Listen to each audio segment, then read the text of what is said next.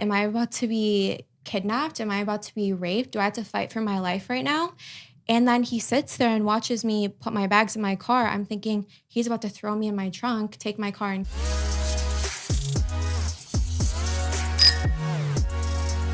Welcome back to Three Girls, One Kitchen. Today we're adding a few new segments to the podcast, and the first one's going to be pop culture. So do you want to start today's podcast? Yes, I will. So I'm going to be hosting pop culture. And this week I wanted to talk about the Billboard Music Awards because that just happened over the weekend and there was some exciting things. I don't know, did you guys watch it?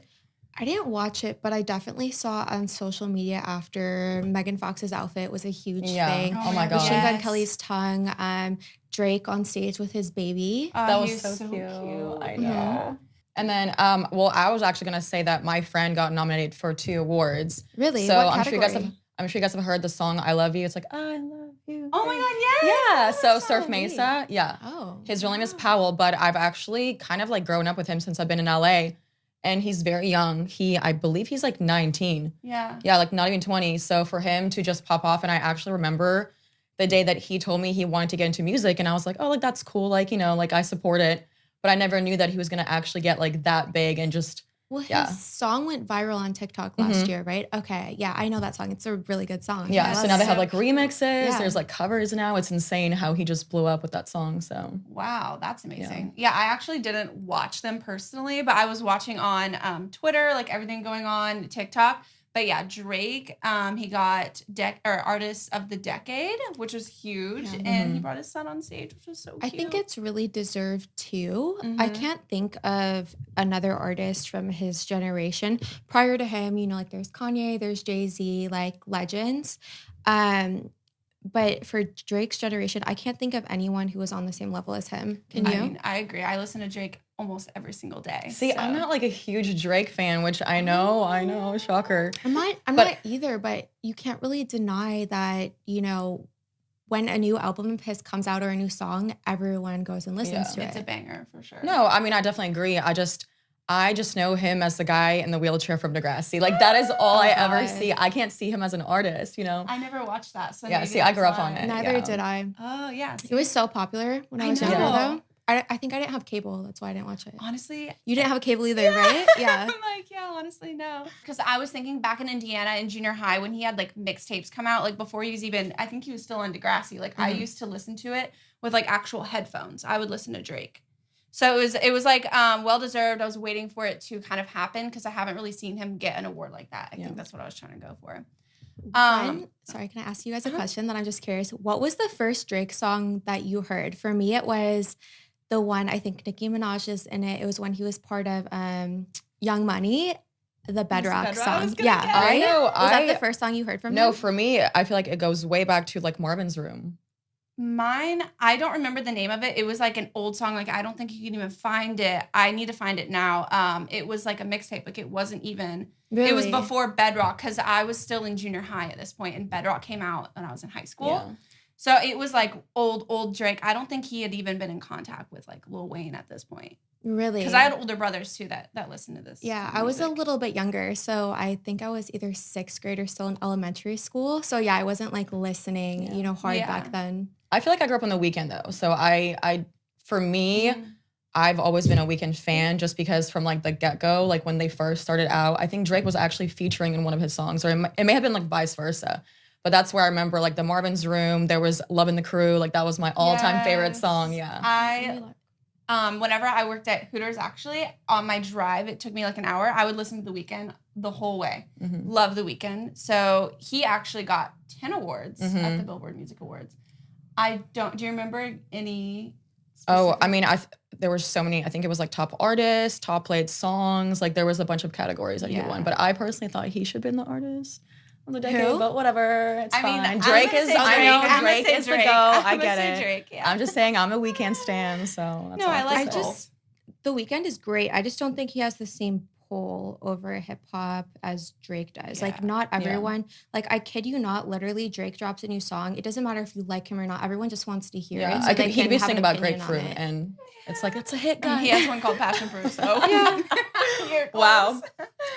I think they have different vibes to them, but yeah, I do agree. I like them both as artists. But another big thing from the Billboard Music Awards is that there were crowds, like people could actually gather, like celebrities were being able to gather and go out and be in public again. So it looks like the world is opening back up after what, a year and a half almost? Yeah. It's COVID? been like almost 2 years, I feel like. No, it was last March. No. So it's been like a little under a year and a half.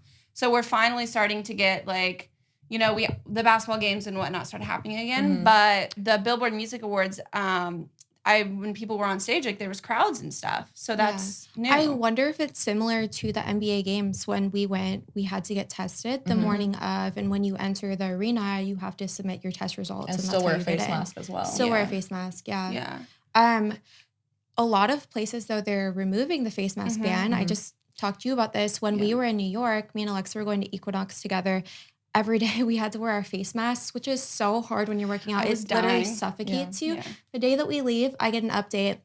No more masks inside the club. I'm like, just our luck. Yeah, it was definitely really difficult. I think California is still, I have it pulled up. I think California is opening on June 15th. But for no masks or anything? Yeah, the clubs are open. I saw that Hyde was open. Yeah. Full crowd. Hyde was a private party. Gotcha. I think it was Marshmallow's birthday. It was his birthday. And he rented the whole Hyde club. Yeah, so no, masks are still required over here. But June 15th, we're gonna open up to like be able to go indoors and things will open. But there actually are a lot of states that have no masks and no requirements as of now. So what about the vaccines? Like what do you think that's still something that people are requiring for like jobs, traveling? I know if you are an athlete or anything like that and traveling, you do have to. My dad had to get it because he travels with like his fighters. I know Nija's gonna have to get it.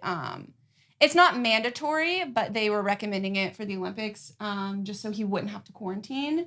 So they can't make you have to get it, but they give you perks of why you should get the vaccine. I think it's mandatory for obviously first line responders. So people who work in the medical field, doctors, nurses, that type of career.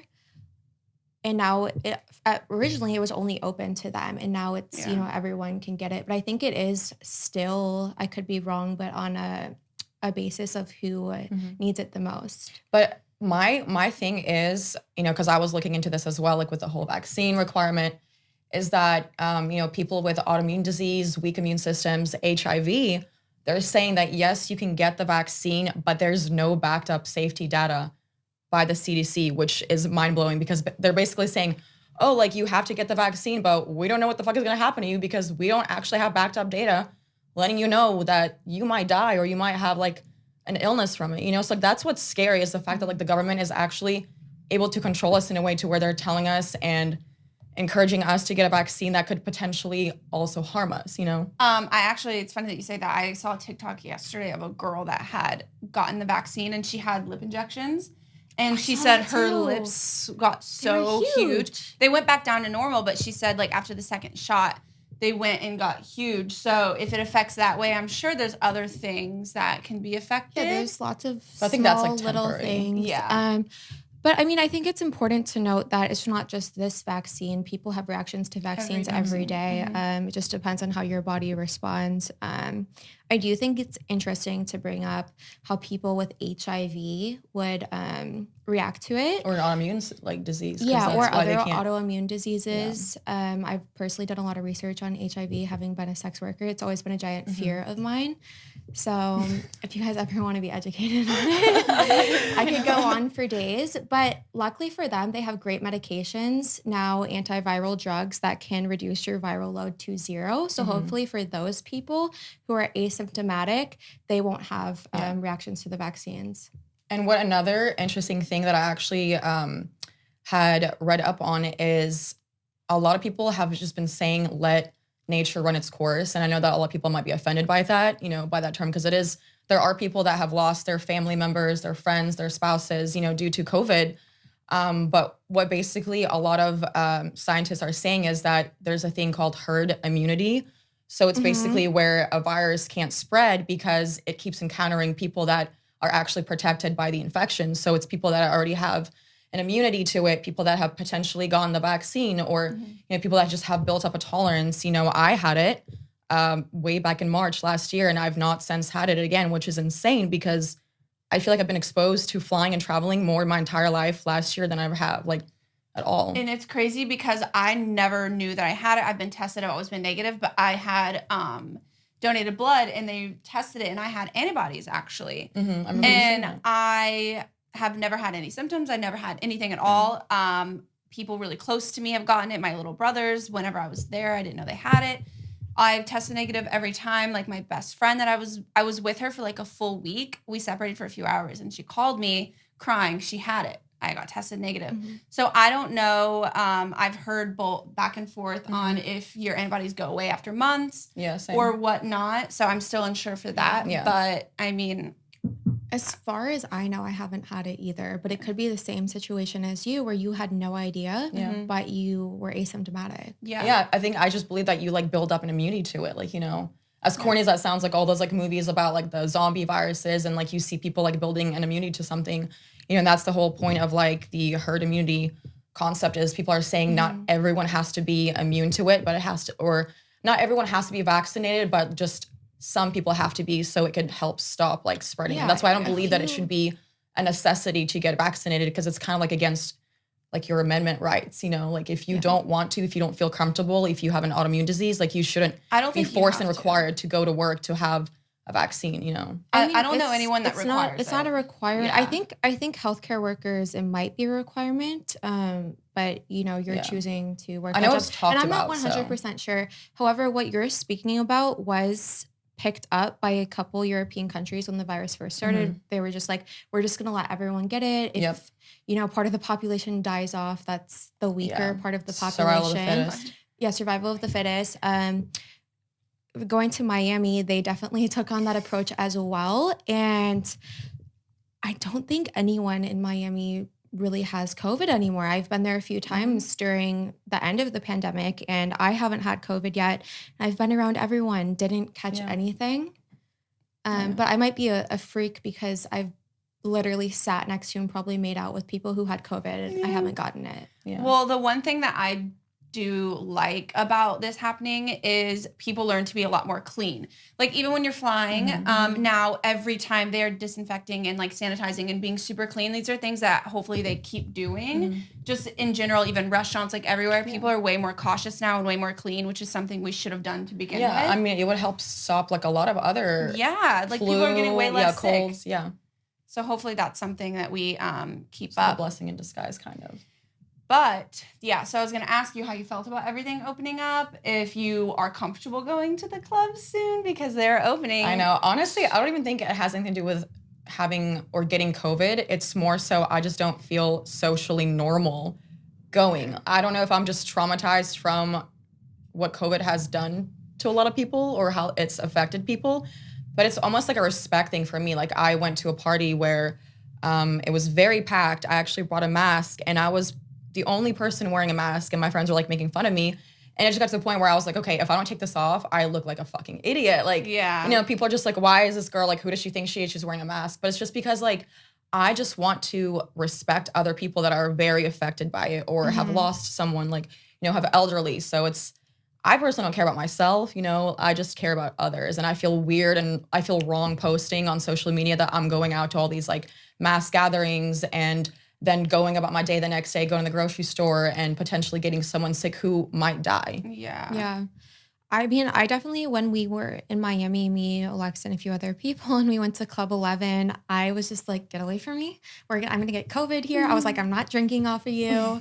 But I can't say that I was someone who ever enjoyed going to the club. So I haven't been really impacted by COVID in that way. Yeah. So speaking of large gatherings, this weekend there was a massive, massive gathering in Huntington Beach, which is 30 minutes from where I live. So I guess this kid posted a TikTok about having a party or a gathering for his birthday on the beach in Huntington. And it's actually started on Snapchat and then they moved it to TikTok and it got over 100 million views as of today. It's called Adrian's Kickback, right? Yes. So was it real? What do you mean? Like, is it real? I thought it was a music video when I saw it. Oh, I thought it was so on TikTok, it's become like a viral joke. Like it's a trend now where everyone's posting, oh, going to Adrian's Kickback. So I thought it was a joke. Yeah, that's okay. So I originally saw people like on my way to Adrian's Kickback. I thought it was a joke until, you know, I'm living 30 minutes away and I'm hearing everything that's going on. Obviously, I couldn't physically hear it, but everyone was like emailing about it. It was like a huge riot in a way in Huntington Beach. No, thousands. I saw that people jumping on police cars. I'll show you guys. Yeah, let's show them the clip. Okay, I'm gonna show you guys too right now. Wow, where'd you guys see this? I got this video from TikTok. Twitter. But I haven't seen any of this. Look at this. This is. Oh wait, there was an active shooter there. Look at this. Or No, this is from the kid posting about the party. So well, that's not just like a party. It's like no, anarchy. That's what I'm saying. They were jumping on police cars. Dude, there's a whole SWAT team out there. Okay, my first thought is what a waste of police resources that they're throwing a party that takes a whole SWAT team to control. And my other thought is they were being okay, if you guys want to gather and have fun, do whatever, but be like calm about it. They were putting fireworks off in the middle of everyone. Like anyone could have gotten hurt. It could have went in someone's eye. It could have like done anything to anyone. They were just not thinking. Yeah, that's not a party. That's anarchy. Yeah, and like Project jumping on X. police. It was they were comparing it to Project X. So that was all because some kid posted like meet Huntington Beach, Adrian's Kickback, this day, this time, and it went viral, and everyone showed up and started like acting a fool, acting like an animal. It's definitely not my type of party. Yeah, I would not have attended. So that just goes to show the power of TikTok or just social media in general. Do you think that's the type of event or party that whoever Adrian is planned for it to become, or do you think it just became like sort of out of control? I don't think he planned for it getting like at 10 million point, views. He should be held responsible for he's all going the to damage. Yeah, there's going to be a lot of charges against him. Obviously, property damage, underage drinking. I mean, if someone is that big or if something blows up that quickly and goes viral, a lot of times, you know, the court is going to want to sue him for everything that they can because, I mean, there was probably multiple things, underage, you know, over the limit of people. So like no masks, you know, destruction, property destruction, police. Rightfully so. And there's even been like smaller incidents where, for example, a celebrity will be at a hotel and will be like, oh, I'm here at this hotel, come see me. And if a lot of people show up, they actually get in trouble for disrupting peace or the public or something like that. Yeah, I know there was 161 arrests from that. And the last that I saw, they were like still kind of trying to figure out who Adrian was because I think his friends had posted it. But yeah, I tried to find the original TikTok and it was taken down. But yeah, the power of TikTok, another example of the power of TikTok. The other day, I was about to get on Accutane because I saw one TikTok about how it makes your nose smaller and I sent it to you guys immediately. And I'm like, oh, here we go, you guys. You're like, get me on Accutane. And I'm over here like, dude, this girl doesn't even realize how serious Accutane is. Like, unless you have severe acne and it is your last resort, Accutane is actually a very bad type of drug to take. There's a lot of, you know, there's a lot of cons to it rather than pros. So it's like people don't recommend it. I've been taking Accutane on and off since I was 15. It's the only thing. Yeah, that's what I'm saying. Unless it's the only thing, like it is your last resort where people just don't recommend it. It's going to be. Just go get a nose job if you want one. Not that you need one. You don't even need one. Yeah, I'm over here like crazy. Well, I'm just saying, if you anytime like I could. Sorry. No, I was just going to compliment you once again. I was like, if you got a nose job, I don't think it would fit on your face because yours is quite literally the perfect proportion for your face. Oh, thank you. She loved me. You need to go to a therapist for your body dysmorphia. Yes, I do. But like I could actually view any TikTok and I'm doing a lot better about it now. And I think everyone does it. And if someone puts it out there, you will believe it immediately. I know we've all been there. Seeing a TikTok and you're like, wow, look at this trend. Even the chlorophyll water. So I think a few people were posting about drinking chlorophyll water and all of a sudden it was completely sold out in all stores. Everywhere it's sold out. Everyone's drinking. Nobody knew why they were drinking it. I even got it because I was like, I heard it was good for your skin. So I'm I like, was like, she's going to be taking Accutane and drinking Yeah, chlorophyll water next time we see her. I'm not going to lie. I did go to Charlotte Tilbury and try to get the liquid blush that everyone was buying.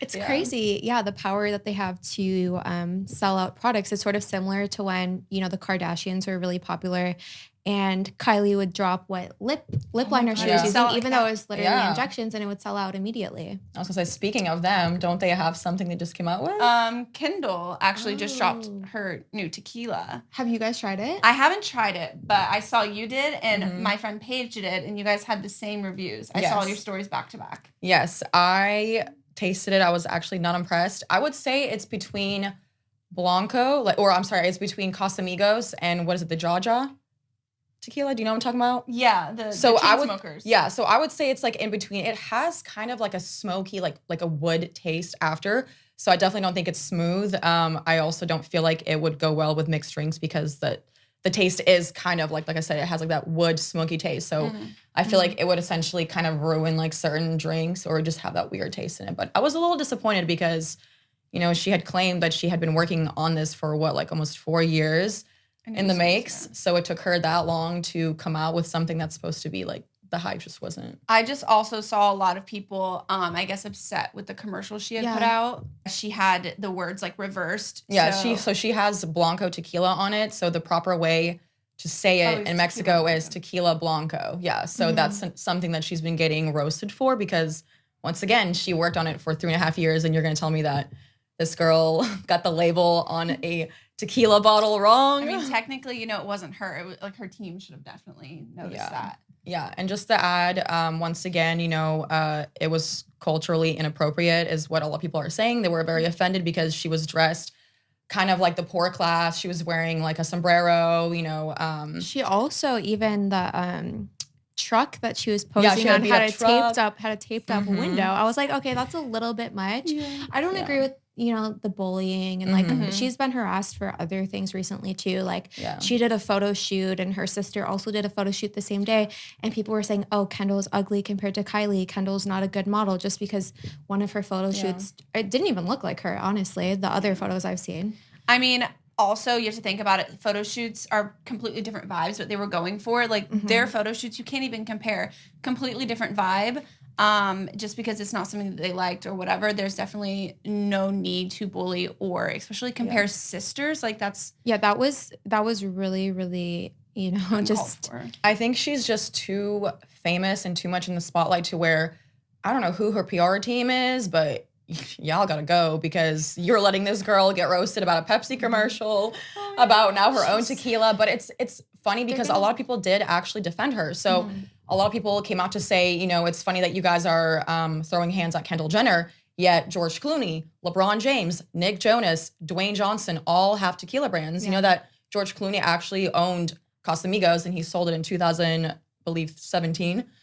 So those people weren't getting, you know, backlash about it. But I think it's more so just because she is in such a big spotlight that everyone's eyes are on her rather than like other people, you know? No, they're going to find quite literally anything to try to pick at and cause controversy and put her down. Yeah, so recently in my own life, I've had some people that I'm close to who have been dealing with, you know, online bullying. And it's really, really sad to see the effects. And I've seen, you know, people who I love and care about go under attack under the whole cancel culture. And I don't know, I really feel for these people who are being canceled or being bullied online for their mistakes. Because a lot of the time, people do make mistakes and they do fucked up things. But they probably are, if they keep making mistakes over and over again, they probably are not right mentally or have issues. For example, I don't know David Dobrik. I've never met him. But you guys might have seen the Jeff documentary. I know that you watched it, Olivia. And so basically the issue there was he kept putting his friends in, you know, compromising positions, I guess. Yeah, throwing them under the bus, I would say. Well, not just that. He was, you watched the Jeff documentary, right? Yeah. Yeah, so he was having them do skydiving and dangerous acts. And, I just think if you were completely well mentally, you would have cared more about your friends than getting those views or making the best vlog.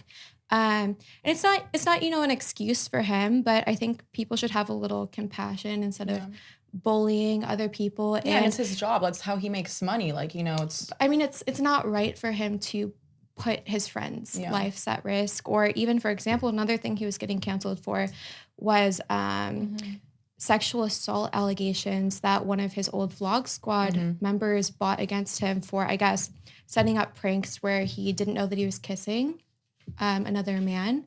I think Jason Nash multiple times.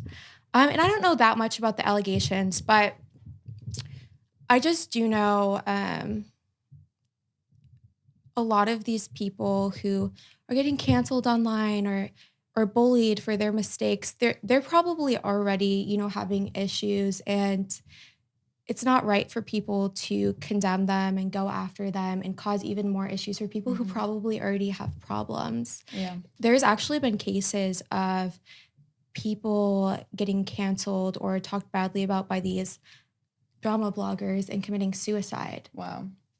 I mean, another thing though about David is the big issue was there's actually rape allegations. Really? Beyond what I just mentioned? Yes. So that's the main thing. I was reading about it all last night. He literally lost almost every deal he's ever had, every sponsor, everything, because these girls. Really? I haven't heard of any of this. It was not him that had done it. It was the Dom guy. But apparently, Jeff, everyone was there. They were supplying with the alcohol. They were filming it. He was filming it. For a vlog. The vlog was something about a three-way. It was supposed to be a fake three-way. See, that's taking it too far, and what makes me question your mental stability, that you don't think of people, your friends or humans as, people or their feelings or what's actually happening to them, and you're just thinking of them as objects for content. There has to be something not right up there. And it makes me sympathize for him more than want to be like, oh, you're disgusting, David, you should be canceled. Yeah, I was gonna say continue. Go ahead. No, go ahead. I was just gonna say it's just it's an influencer epidemic. It's it's not just him. There's many major influencers that have gone through it or are going through it right now. I mean, I think it's important that everything be made aware. Obviously, if something happens to you, come forward with it, with the information. But I don't think it's okay to be a person, and me, if I were to make a video bullying, that's not okay. But it's okay to say, hey, by the way, this is going on with your favorite influencer. It just helps warn girls and make other girls know that they're not alone and not to be scared. But I do agree with you. You should not be bullying or putting them down. There's a way to go about it. It becomes an issue because they're also exploiting, you can mention things that happen, but you're also exploiting people and targeting them because you want views as well, these drama vloggers and all of that. Yeah. And sometimes they don't care. Rumors. They don't care if they're about to make you kill yourself. They don't care if they're making you go into a spiraling depression. See, the only thing I could just not agree on that is also a lot of times those people agreed to do that. Or maybe they were paid, or I personally don't know David and his Vlog Squad. I don't know how he was asking his friends or how he was convincing them to do these things. But I also do know, and I've been a victim of it. I've agreed to do stupid things. I've done the hot chip challenge where it literally said it might make your throat bleed. It might give you intestine issues. I chose to do that. I signed a consent form saying that I wanted to do this because I wanted to be in a vlog. I wanted to be on a YouTube video. Now the consequences of that, obviously I was lucky enough to be okay, but let's say I did get injured or had to go to the hospital, damn well I would be going after those people that made me do that because of what happened. But at the end of the day, I chose to do that. If they didn't make you do it, then you shouldn't go after them. Well, yeah, if they didn't make me do it, but at the end of the day, when you get injured or something happens, you think so. Yeah, you're gonna try. You're gonna think so differently. So, with David Dobrik and what the allegations that are going on is just sad because it actually does hurt the economy. When it comes to these major influencers, because them losing a sponsor, that sponsor also relies on them. So SeatGeek is a very big, I think it's kind of a Ticketmaster. So they had a huge deal with David Dobrik, and it was a very mutual partnership where he needed them and they needed him. Now, since they backed off or backed out and he lost that sponsorship, everyone's saying that SeatGeek is never going to be the same without David Dobrik. So they're also taking an L by losing millions of dollars because people are no longer buying or purchasing tickets because he's not promoting. So like that's essentially also hurting the economy. So it's just crazy. Like, you know, like, it takes one cancel culture issue to happen and that influencer loses everything. I mean, I don't know if the economy is going to plummet now because of David Dobrik. It's like, guys, you heard it here. The economy is never going to be the same. Go get out of all your stocks, guys. But I mean, I'm just saying, like, essentially businesses, you know, like it's crazy what society and the behavior, how, you know, it affects also the economy. I was just going to say, when you're in the spotlight, you obviously have to be very careful of what you're doing. You need to be more careful than the average person.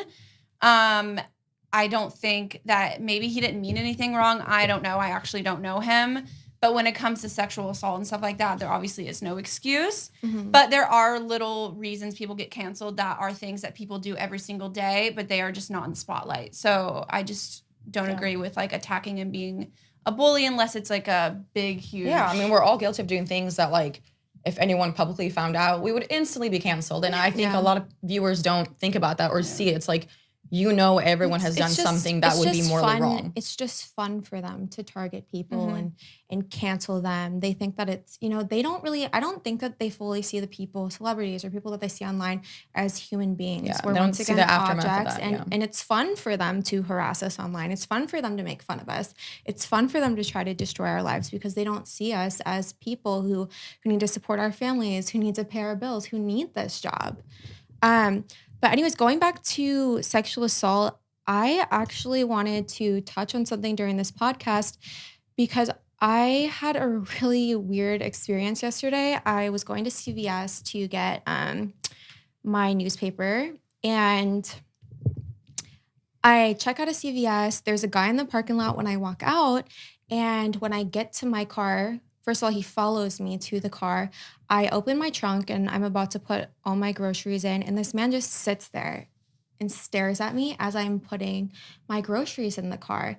And as a woman, if a man's following me to my car, I'm thinking, oh my God, am I about to be kidnapped? Am I about to be raped? Do I have to fight for my life right now? And then he sits there and watches me put my bags in my car. I'm thinking he's about to throw me in my trunk, take my car, and kidnap me.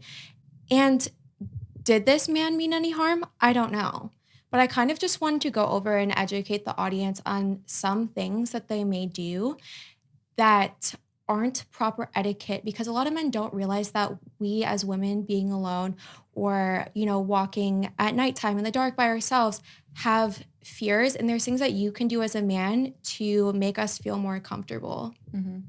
AKA don't catcall or say, hey, baby, don't whistle at us. Don't, hey, come over here, girl. Like things like that. You know, maybe just keep it to yourself. Yeah, and there's just, you know, there's like small things that they can do. And once again, like, I don't think all guys mean harm by this, and that's why I want to talk about it, because some things can be done super innocently. For example, I was walking down the street alone one time, and a guy literally jumped out of a bush and asked for a photo with me. But at that point, a man jumps out of a bush towards me. I'm like, oh my God, like, I'm so scared. Like, I think this man's about to grab me. So it's very, very scary. And I know he didn't mean any harm by it, but, you know, it's sad to say, but I'm sure you've seen TikToks about it or posts about it. Women live in a world where we don't feel comfortable walking down the street at nighttime by ourselves because the threat that some men who want to do harm pose to us. And so as a nice guy, here's some things that you can do to make women feel less threatened and more comfortable in the world. Obviously, don't approach women when they're alone at nighttime in the dark. Don't follow women in parking lots. If you want to ask for her number, ask her while she's still in the store. Do not follow her through the parking lot. Like Alexa mentioned, catcalling. Women do not like it. Please do not scream at us when we're going down the street. We find it scary and intimidating. Yeah, definitely a turn off too. Another thing that happened to me recently was I was just walking my dog down the street, is do not pull up next to us in your car and try to talk to us. That's very intimidating and makes me instantly think you're trying to drag me into your car and kidnap me. Am I not the only one who No, I think that too. Yeah. I used to like always growing up. I would walk a lot. So it was a small town. If there was a van or anything, I would just keep looking. I would even go there'd be like a creek on the side of the road. I'd go on the other side of the creek just because then I had like a one up on them. It would just scare me. And this just shows what an epidemic it is that from a very young age, girls and women are feeling uncomfortable just, walking down the street. That's a privilege that everyone should have, is to be able to walk down the street and not feel like they're about to be quite literally murdered. I'm going to be honest. I don't know if I'm just very naive, but I've never been afraid. I don't know why. Really? Yeah, I'm the girl that will literally just walk down Skid Row at midnight and not even think twice. Because also sometimes people sense your fear. If you're a target, if a guy sees you as a target, he sees you as afraid. If you're strutting like you're not afraid and sometimes people can catch on to that. And that's just what I've always been taught growing up, and also wear a hoodie. So if you're walking actually late at night, a lot of people will recommend for women to wear hoodies or something long, so a guy isn't going to automatically assume that you're a woman and can take advantage of you. Yeah, obviously carry pepper spray. You do need to be cautious though. So I don't. Yeah, because it happens more than you think. And I think you mentioned your mom had a scary story that you wanted to talk about. It happens more than you think. And I think it is really good to be vigilant. Like Alexis said, if she sees a car following her down the street, keep looking, keep checking. Yeah, I was going to say. Pay attention to your surroundings at all times. No offense, I don't mean this in a mean way, but I feel like you're usually no, I'm so naive. You're just you're not. So I don't know why I'm like this or whatever, but I'm always trying to pay attention to my surroundings. I don't. And you would think that with my mom, how you said or mentioned the experience, you would think that I would learn, because if it wasn't for her being alive, I would not be alive. But so this actually happened whenever she lived, or we lived in Ukraine, and we lived in a village, and there's usually large cornfields. So it's kind of in the middle of nowhere, and there's a bus stop. So my mom had to get on the bus very late at night after work, and she was pregnant with me. And she had said that she heard someone rattling in the cornfield, and the guy had jumped out and he had a knife, and he literally, he was holding her with a knife against her throat. And, she was scared for her life. She was this is it. I'm going to die. My daughter's going to die. And she was lucky enough that a couple of guys were actually walking to the bus stop at that time. So whenever they saw that, they started running after the guy, and the guy just ran off. Wow. Yeah, but it's just, it's scary. Call. Yeah, she's lucky that the people that did see it weren't scared. Yeah, so it was more luck, but it's sad because, this happens a lot in third world, second world countries.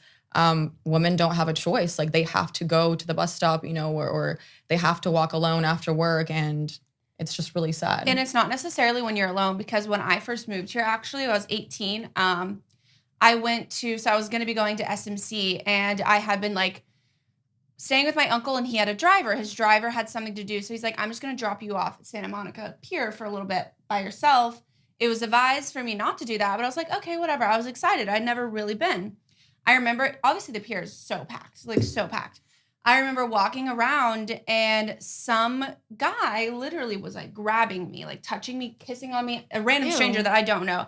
I'm 18 years old, and you know that I'm also not an aggressive. No, I was please stop, please stop. It got to the point where a worker at a restaurant there had to bring me in there and make sure the person didn't come, and I had to wait and get someone to come contact and get me, because the guy would not leave me alone for 10 minutes, was touching me, kissing me. Obviously he smelled, I don't know what drugs he was on. I was scared. I didn't know, and I was from a small town where none of that had happened to me. Yeah. So it could even happen in the middle of daylight around a huge crowd of people. So just try to always be aware. You never know. Yeah.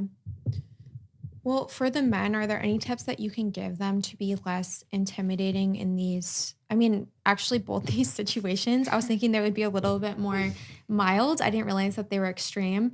There's literally nothing that man who held a knife to your mom's throat could do to be more appropriate. Yours was probably on drugs, and there's no excuse for touching you. But for the men who want to be more respectful of women, and they want to make women feel safer, what are some things that they can do?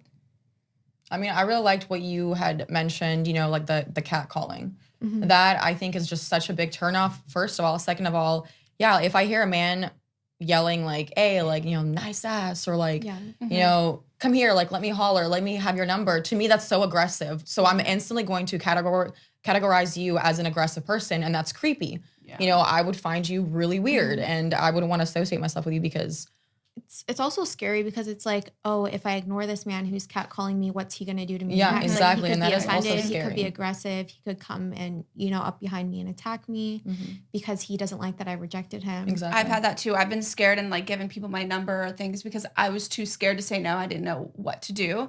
But I think a way, if you happen to see a girl you think is pretty and you do want to approach her, maybe like walk up to her and be like, hi, excuse me. Like, I just think that you're beautiful. I don't think I would ever see you again. So I just wanted to, use this chance to let you know and approach her. Don't run up to her. Don't jump. Just, approach her very kindly, sweet, and obviously don't get too close. Don't come touching. And try to do it when she's around other people because I personally, whether you're very attractive and I would give you my number or not, if you creep up on me in a parking lot on accident, I'm just going to be scared and I hit you with my Louis Vuitton. Yeah, like I'll take my shoe off and beat you.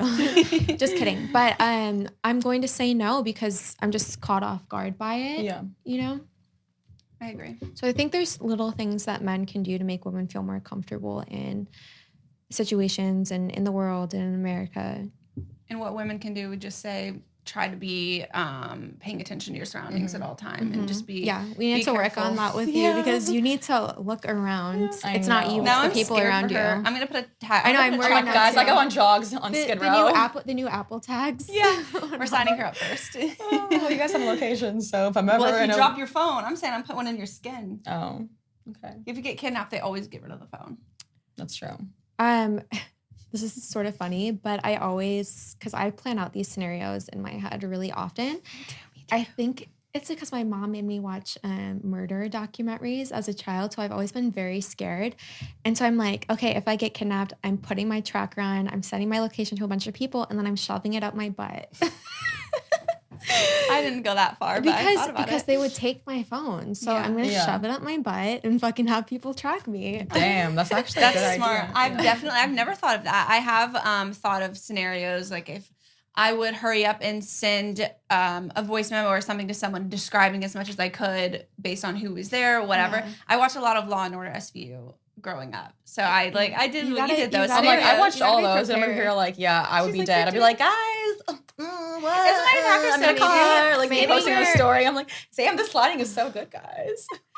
Maybe you're missing or you're not functioning in a certain part of your brain that induces fear. No, like I said, I grew up like, my mom was a single mother in a very, very scary country, like a very industrial, scary city. So I was playing in the streets with 5-year-old kids, myself being 5 on my own. So it's just, I know that obviously I should be more aware of my surroundings, but I'm saying that I have no fear because I literally grew up and dealt with some of the scariest things that to me, I'm just like walking down Skid Row was nothing is what I'm saying. Like, Yeah, but I grew up in Chicago too. Like obviously I've been a part of like violence and I've been to prison as well. But this is like a different type of fear. And once again, it's not you, it's the people around you. So I think it takes an experience also for you to feel that way. I think it doesn't matter,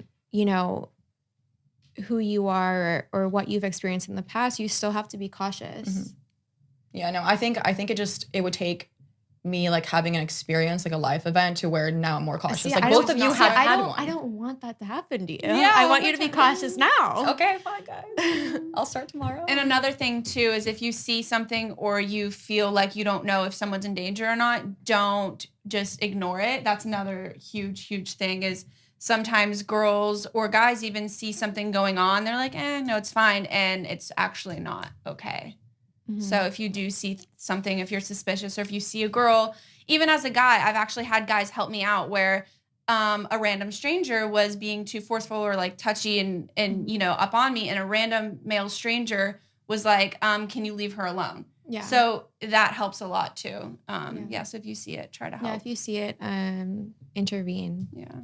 This episode is sponsored by Blue Chew. I'm sure all of you who watch this podcast know that my ex is a huge fan of Blue Chew. He represents the brand. He loves Blue Chew. I think he takes it almost every day. Really? And I have to say, he has no problem getting it up. So Blue Chew is a unique online service that actually delivers the same ingredients as Viagra and Cialis, but it's a chewable form and it's also at a fraction of the cost, which is very cool. Blue Chew's tablets actually help men achieve harder and stronger erections, and actually helps them combat all forms of erectile dysfunction. The reason why I like Blue Chew so much for men is that you don't have to go to a doctor's office. You don't have to go to the pharmacy to pick up the prescription. You actually talk to a doctor right on their website. They prescribe you the prescription, and then it's sent discreetly to your door. If you're like me and you don't like swallowing, no problem here. Blue Chew's got your back. So another cool thing is the Blue Chew tablets are actually prepared and made in the USA. So they are directly shipped to you. And it's also way cheaper than a pharmacy. So if you or your partner could benefit from an extra confidence boost in the bedroom, make sure you head over to bluechew.com for more info. And we've got a special deal for our listeners. Try Blue Chew for free when you head over to bluechew.com and use our code 3G1K at checkout. Pay $5 shipping, that's bluechew.com, promo code 3G1K to receive your first month free. Thank you, Blue Chew, for sponsoring this podcast. Okay, so now we're moving on to everyone's favorite topic of the podcast, love, dating, and relationships, what this whole podcast was founded on. Yeah. Olivia? I'll take it away, guys. Our brand. So I actually wanted to touch base on love bombing. And I know that this is something we've actually brought up in our past episodes. We talk about it a lot. So recently I've actually thought about it. There's different types of love bombing. So, you have the love bombing where how you had mentioned the guy had love bombed you to sleep with him after a short period of time. So I actually also, just kind of looked into it. And first of all, love bombing is the first stage of a narcissistic abuse. Or of narcissistic abuse, called idealization. So there's 10 signs that portray love bombing and going into relationships. So I'm gonna name some of them, or I'll just name 10 of them. So it's inappropriate gifts, constant compliments, bombarding you with a lot of calls, FaceTimes, text, DMs, constantly wanting your undivided attention, convincing you that you guys are soulmates. They're wanting commitment now or never. They get very upset whenever you place your boundaries. They don't respect it. They're overly needy. They're overwhelmed by their intent, or you're overwhelmed by their intensity. And then lastly, you feel very unbalanced. So for me, the one that stuck out the most was the inappropriate gifts. And it's not like sex toys or anything. It's it's like you mean. I was just thinking like gifts that are maybe way too expensive for how early on. So that's what it is. So basically inappropriate gifts is, unnecessarily sending like dozens and dozens of roses to your work, buying you a very expensive plane or flight to go to somewhere, constantly doing that, because basically a narcissist or someone who is love bombing you doing this, what they're doing is they're basically gaining control over you. So you kind of feel, you feel obligated to return the favor.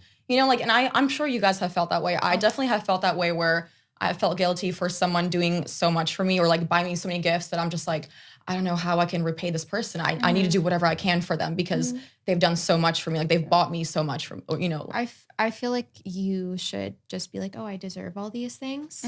However, I do have a question for you. How do you separate? Because some people at the beginning of a relationship or getting to know someone, their feelings are really high because it's infatuation. That's a normal, bodily function and chemical that you have running through you when you meet someone that you really like and you fall in love. So I think it could be very normal for things to be heightened at the beginning of a relationship. So how do you separate that honeymoon phase from love bombing? Is it just because because they back off after doing the love bombing? Because they could, just change their mind about the relationship. So basically, because there are, obviously, if it's just one sign that you see, don't consider them a narcissist and like run. I've definitely done some of those things, not, trying to manipulate anyone. There's obviously multiple signs. So if you are seeing more than just one sign, but it's also mainly, like what you had said. So if you feel overwhelmed by them, they're constantly like very needy, they don't respect your boundaries, you obviously can have this conversation with them and say like, hey, like, I feel like we're moving way too fast. Like we don't know each other that well. I feel obligated to be doing things for you because I just can't repay for everything that you're doing for me. And they'll understand, they'll back off. They're like, oh, you know what? I'm so sorry. Like she's right. Like I really like you, like, but I'm going to respect your boundaries. If someone doesn't respect your boundaries after you've had that conversation with them multiple times, and this isn't even like respecting your boundaries, like in a house setting. It's even like in the bedroom. Like, you know, if a guy is wanting to do sexual things with you that you are not comfortable with, and you've told them multiple times, I don't want to do this because this is very new to me. I don't open up like this, or even I've never tried this before, and they keep pushing you or like putting you in a situation next time you guys sleep together, they're trying to do it again, then there's something wrong. I think there's guys out there that are like teddy bears on the outside, and then in the bedroom they're very aggressive, like porn star sex, you know, type But of if vibe. you say no, they should Exactly. They should, And yeah. that to me is just even a red flag when it comes to even aggression as a man. It's like, if you're very aggressive in the bedroom, like that's by all means, I'm not saying that I'm against that. I know a lot of people love that kind of stuff. They're into that, like, you know, grabbing the head and like shoving you down, or like rough foreplay, rough sex. But if you aren't comfortable and you have mentioned that to the guy and he continues doing it, then yeah, like there's something wrong with that. I think my situation was purely, I don't know if there's narcissism, but it was, I think, a man who dislikes women. And so it might be like a similar thing that you're talking about, because a lot of times they will seem super sweet and then they'll take out the aggression during sexual acts because it can be easily covered up as a fetish. I wanted to bring it back to the love bombing, because when you were listing all of these things, it's legit. There's so many. I bet so many guys Like popped up in every person that I've actually had that I've liked or had a crush on, it's this. Like they, in the beginning, they're so sweet to me. They're so nice. They're always complimenting. They're all this, all that. And how you know the difference between love bombing and like honeymoon phase is like all of a sudden it just is gone. It's gone. Yep. Fizzles out. Nothing there. With the honeymoon phase, like you normally actually date and you do all these things and it works its way up and it lasts like a little bit longer. Like love bombing is usually just a guy in the moment, like wanting to get you to think that he likes you, so you're more open and willing to do whatever. And then all of a sudden he's done, and you know, exactly. So yeah, you know, like a true narcissistic person who does this type of narcissistic abuse in a relationship is, you know, they don't necessarily want a relationship. It's just like for them, whatever they say means nothing. Like they're doing it because they want to get what they want out of you, which is, you know, being vulnerable, doing whatever type of sex acts in the bedroom because, well, they love me, or like they really like me. They're taking me out on dates. They're calling me. They're texting me good morning every single day. Like all of their attention or all of my attention is on them, or vice versa. So yeah, it's scary because basically if someone who's a narcissist that does that, it's easy for them to drop you like that. Once they're done, or once they see that you're catching on to their patterns and their behavior, and you've explained to them, hey, like, look, I don't like this. Like, let's slow it down. They're out. Like, you never even existed. Like, they'll get over you so quickly because it wasn't real to begin with, you know? They have the same thing they say to a million girls, you know? Yeah, like, you know, oh, you're soulmates. Yeah, like, we're soulmates. You know, the whole, like, convincing you that you were the one. Like, wow, I've never had this connection with anyone before. Like, this is unreal, you know? Or, like, the commitment. They're saying, like, oh, like, you know, I really like you. Like, we should be in a relationship right now. And you're just like, well, I've known you for a month. Like, that's weird, you know? Just moving too fast is not a good sign, especially if they don't back off or slow down. Especially if you've never even met someone or spent a lot of time with them and they're all of a sudden like, don't talk to other guys, don't do this, don't do that. That's also a huge red flag and considered love bombing. Yes. So just because they want their attention to be only on them. That's, it's kind of like the boundaries, like placing boundaries. Like, hey, like, look, I have a certain group of friends, or, you know, like, I need to get up for work early tomorrow, so I don't want to stay. If they get angry over that and aggressive, or say like, oh, you can't go out with your boyfriend or your guy friends, or you can't do this or that in an early stage, that is love bombing. Yeah. So I don't really agree with it's a huge thing now, like to call someone a narcissist. Like you've probably seen on TikTok, like, oh, your ex was a narcissist. I don't agree that everything's so black and white. You know, I think when guys do this, part of them does mean it. You know, they probably do like you. They probably are really excited about you. Everyone has issues, and how they feel might change, you know, for something that doesn't even have something to do with you. It could be something else in their life, or it could be something that they saw in you that they didn't like. It's really case by case. I don't think anyone is 100% a narcissist. I think everyone has narcissistic qualities. I do believe that. Like even myself, of course, I have narcissistic qualities. So do you and you. Everyone does, some more than others. But I don't think he's a narcissist because he does, you know, a few of these things that we're listing. So don't go home and diagnose your boyfriend or the guy that you're talking to as a narcissist, because, you know, you probably have just as many, you know, faults or narcissistic tendencies, whether it's in dating or not, as he does. Yeah. I mean, like, someone who's toxic will make you feel indebted to them because they've done so much for you that they actually have to rely on you day and night, you know? So it's like, you know, when you, sometimes girls think it's cute, oh, he comes to me for everything, like I'm his therapist, or like, you know, this and that. But it's like I said, it's also a tactic. Like if someone who's, you know, severely narcissistic going to a relationship and they don't really care about you, they're going to do, once again, everything they can to be able to always constantly rely on you, whether it's for a ride or, you know, emotional therapy, whatever the case, sex, whatever the case might be, you're always going to be there for them because you've felt this comfort and like you've let your guard down, like you're vulnerable now because you feel safe with them, you know? Do you have anything else on the topic? So I was also going to say, because we kind of like went back and forth about dating and how you guys mentioned the honeymoon phase. So I also wanted to bring up the dating timeline, you know? So obviously we kind of like break it down to like the 3 months, the 6 months, the year, and then 2 years and up, 2 to 4 years. So obviously, you know, a lot of times people in the first 3 months, that's where they're getting to know each other. You guys said like the honeymoon stage. You know, it's just like really important How long because does the honeymoon stage last? about 3 months. I think it's also different too. Sometimes it depends on how often you see them. Yeah, that definitely has a huge factor in it. Long distance. Long distance, yeah. So long distance actually does, it stretches out for people because you're not being able to see them, you know, you're not able to spend time with them. It is very different. But if you are seeing them on a constant basis, you know, the 3 months is usually like the time. Yeah. But what's scary is that, you know, you have a perception of someone in the first 3 months. So you're always putting your best foot forward.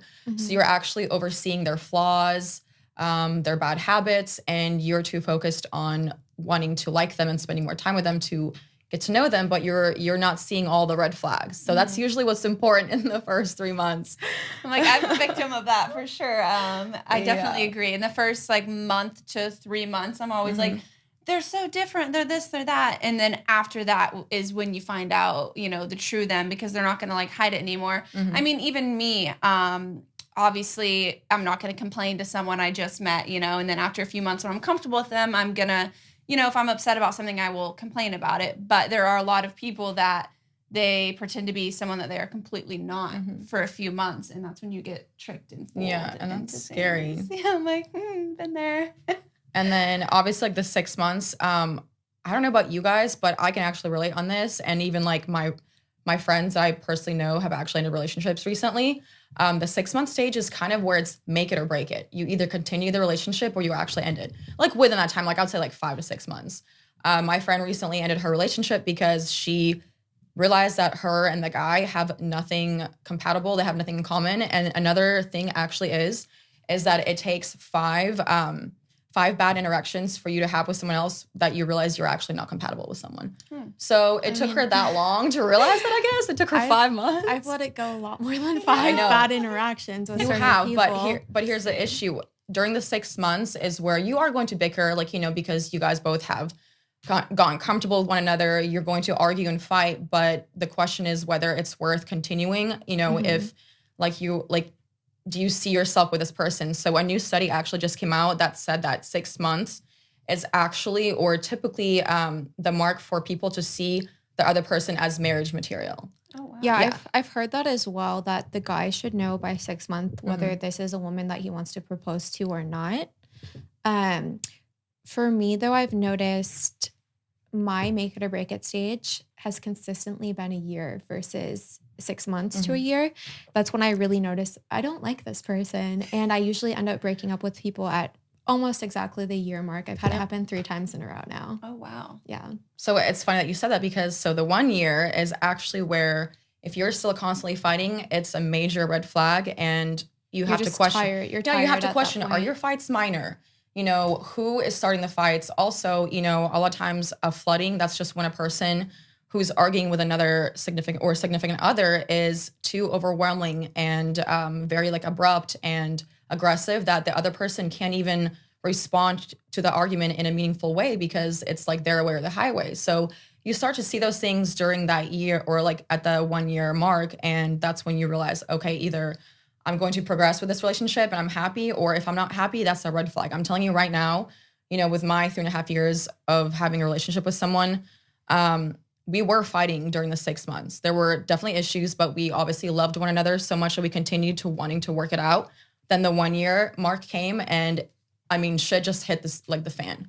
It was bad. We were very toxic for one another. We tried to work it out again because we lived together. So it was very difficult. But yeah, it spiraled down from there. Like a few months would go by, we're good. But then once again, you see those bad habits that they have. You see that aggression, you see that abuse, whatever the case might be, it's going to come back around.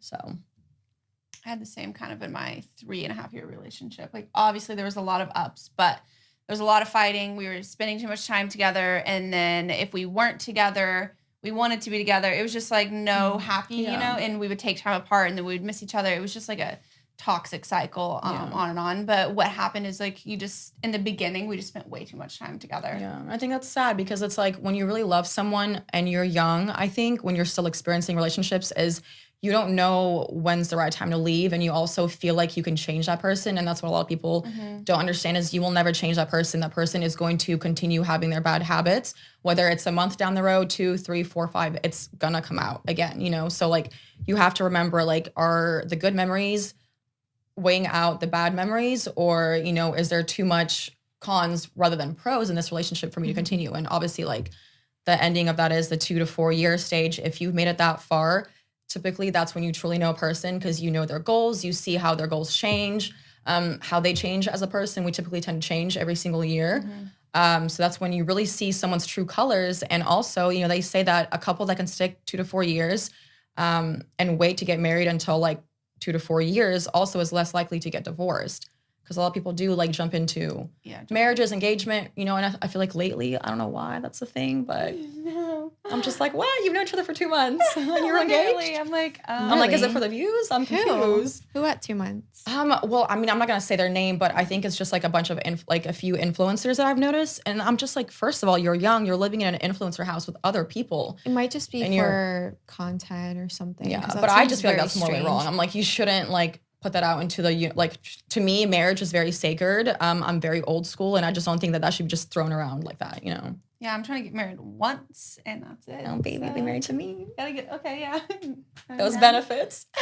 I mean, that wraps up my little category of sex, dating, and relationships. Okay, so that's our 3 segments for today. Let's move into fan questions. Okay, my fan question is how to be more productive with your life. This is something that I've really been working on this year, so I feel like it's a perfect question for me. There's a few methods that you can do. The first one, every billionaire has notably wakes up early at 6 a.m. or earlier. One of the first things that they do when they wake up is meditate or take time to think about what they're going to do with their day. Another great way to be more productive is something called blocking off time. So a lot of people make to-do lists, and that's actually shown to be less effective than doing time blocks. So instead of saying, oh, I need to go grocery shopping today, I need to do my podcast today, I need to do this, and then just checking it off, that actually causes more procrastination in between tasks. So with time blocking, you give yourself a time limit in which you're going to complete these tasks. And even if you don't finish them in time, you have to move on to the next. It creates, urgency. So you get more done within one day. And that's a known thing that billionaires and successful people do. Wow, that's really interesting. Because I'm a list person, but you're right. Because I do see myself procrastinating because I'm like, oh, I did this. Now let me just like relax. So I like the time crunch where like you train yourself. Yeah, I used to do that as well. And then I heard of time blocking, so I switched to that. Also, one thing that really helps me is not making the to-do list, but writing down goals or things that I want in my life that inspire me. So every day I'm inspired when I wake up to become that person that I want to be, to achieve the things that I want to do.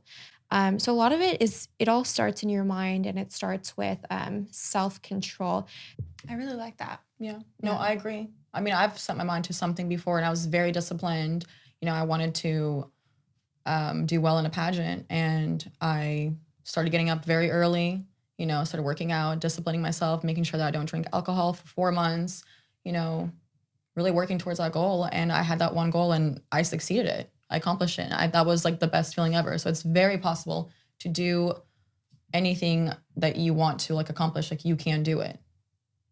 Yeah, I say that all the time.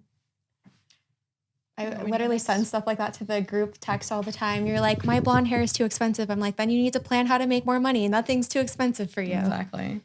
So I'll go next. So my question is from Captain Morgan 7. So he said, how do I get my girl to be more freaky?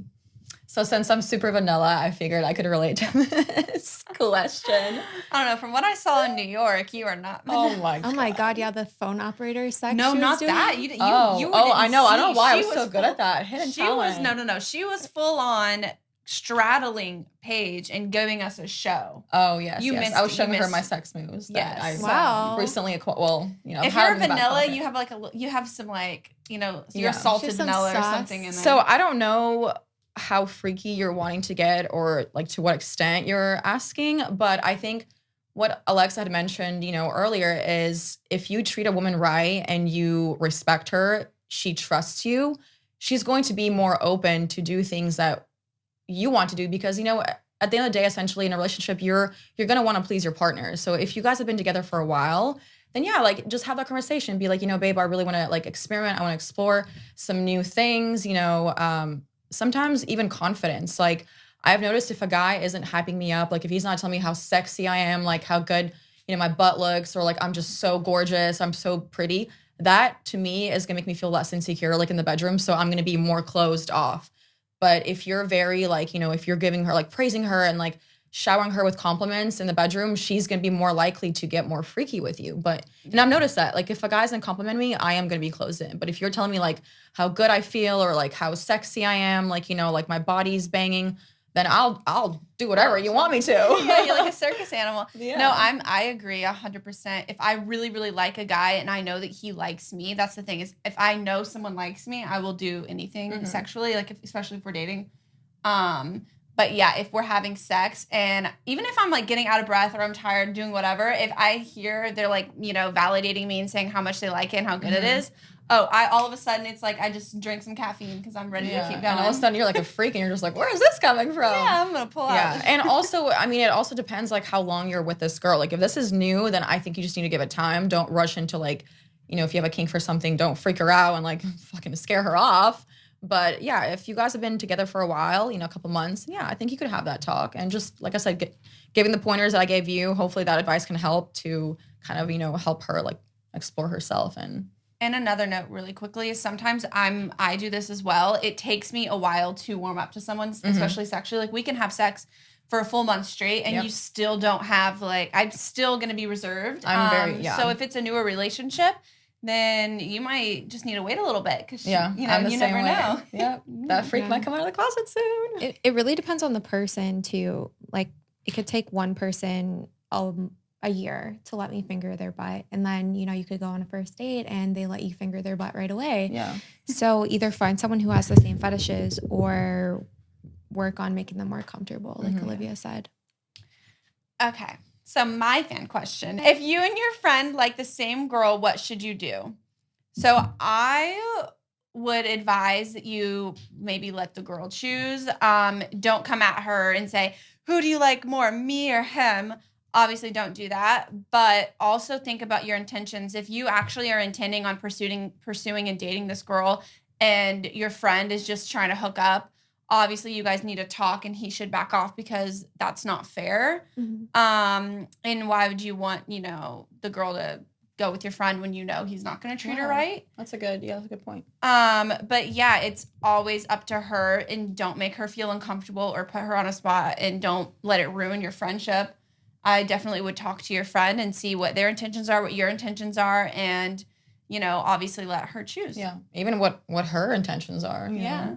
Yeah, whatever she would be wanting to pursue more. And you never know, you could hang out with her and you guys don't vibe, but she vibes more with your friend or vice versa. You never know. I think even hanging out in a group setting with her, both of you guys, not like jumping for her attention, but like letting her pick who. Because I feel like I've hung out with a bunch of guys and I don't know how, when I've actually thought about this lately, I was like, you always have that one connection, like that spark. Even if the guys are friends, somehow you hit it off with one person more than the other. And that typically does happen. So, let the girl pick, like let her like feel her out, see who she's more into, who she's talking to more, is like flirting, like, you know, touching, whatever the case might be. But I mean, if she's not doing that to either of you guys, then maybe she doesn't want either of you. Yes, sayonara. But that's usually the case.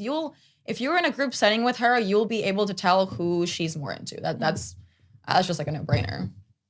Yeah. I think, you know, he shouldn't even be asking like, oh, should I go for her if my friend likes her? Really, it's not up to you. Or ask her if she has any hot friends. Yeah, it's up to the girl 100%. Because like Olivia mentioned, she might not like either of you. Yeah. Okay, guys, thank you so much for listening to our podcast. If you're watching this on YouTube, make sure that you head over to Apple. We drop it on there 3 days sooner. Subscribe here, subscribe there, and keep listening. Bye.